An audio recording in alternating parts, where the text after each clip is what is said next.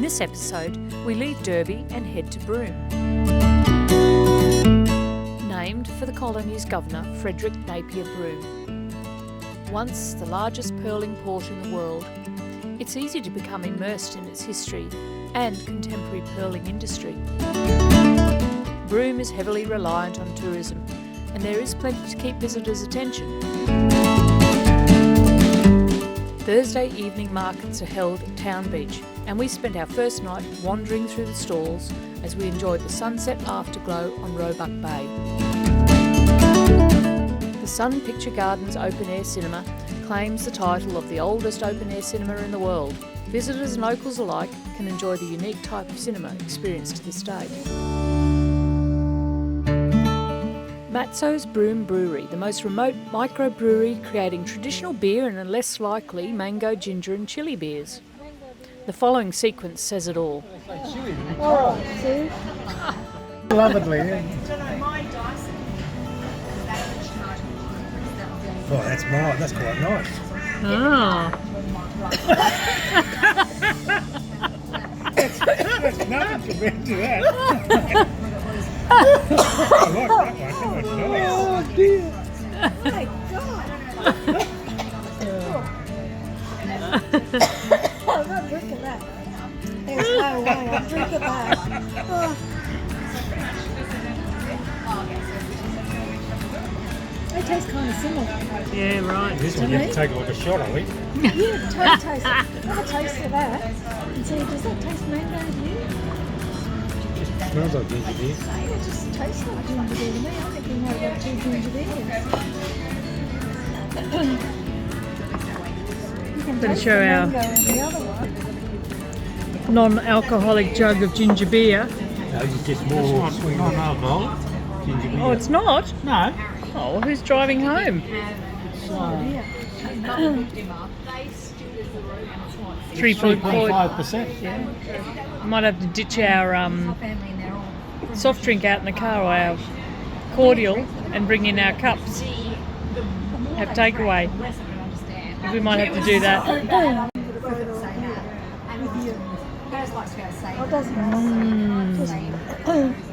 What's this place called again? Matso's. You were chewing, man. Yum, yum. Anyway, just Wow, look at that.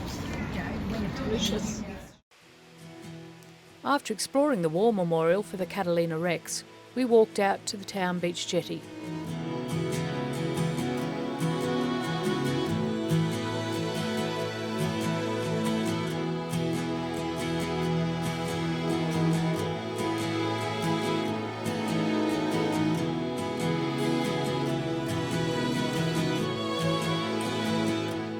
Ron taking the high road and I took the low.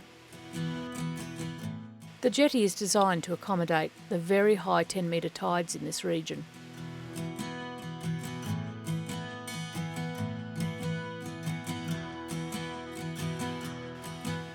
On a very low tide, it is said that you can walk out to the remains of the Catalina flying boats, which were bombed by the Japanese and sunk in March 1942 during World War II.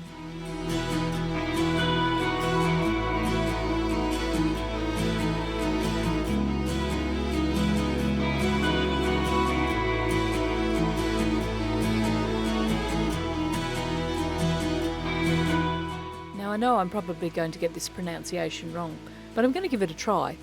Ganthium Point.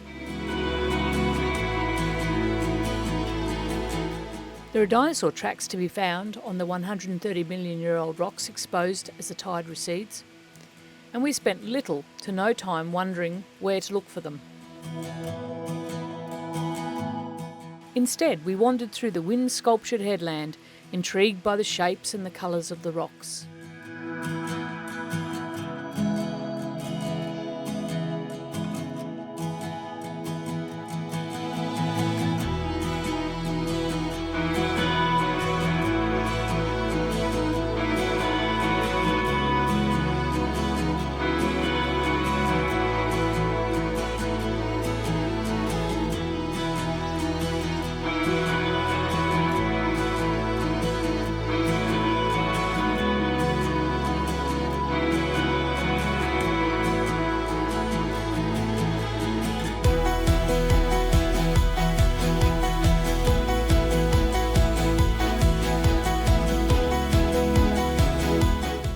Cable Beach is 22 kilometres long and was named for the telegraph cable laid between Broome and Java in 1889. Four-wheel drives are permitted to drive on the beach, giving people the opportunity to explore the shoreline at low tide. For us, Cable Beach's popularity at sunset came as a bit of a shock. Like hundreds of others, we drove down onto the beach to set up our chairs for a personal, uninterrupted view of the sun setting over the Indian Ocean. Well, here's our experience. Wonderment at the sunset cruise boats setting up shop along the shoreline, interrupting some people's views of the bright ball of fire. Can someone remind me how big the Indian Ocean actually is? Overwhelmed by the numbers of four-wheel drives, including ours, lining the beach. Thankful for access to a shovel to bury the steaming pile of dog mess not a metre from our feet.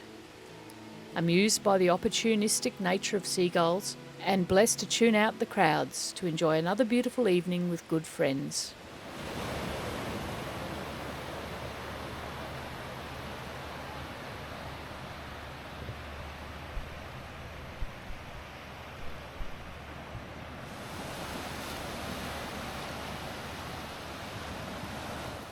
On our lap of Oz, we didn't have Broome marked for more than a place to restock the larder, catch up on washing and enjoy a takeaway. I don't think we gave the town enough time for a good look. However, we did tick a couple of visitor boxes and we'll put it on the list for a return visit. Okay, I thought I'd make a list of the things that have happened to us on this trip. The first was a flat caravan tyre at Purnululu National Park. The second was the front passenger wheel bearing collapsed. Well, almost collapsed. We had to be towed into Derby to have that seen to, and in record time they managed to do that, which is just so grateful. So both front wheel bearings have now been replaced. What else? The Red Arc DC to DC charger for the auxiliary battery in the car failed, so we've had to replace that. A few weeks ago our auxiliary battery died and we couldn't recharge it, so we thought it might have been the battery and purchased a new one. It died too. So in Derby we went to an auto electrician who diagnosed the problem as being our Red Arc box, the charger box. So we've had to purchase a new one. This is the old one. It's been in the car for a while actually. So this is our third auxiliary battery for the trip. It's become quite expensive.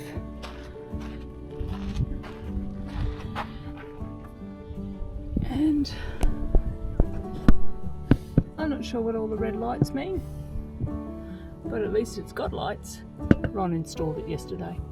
So hopefully now we'll be able to charge all of our equipment in the car and we won't have any further issues with auxiliary power. Thumbs up for a good job, Ron. Thank you.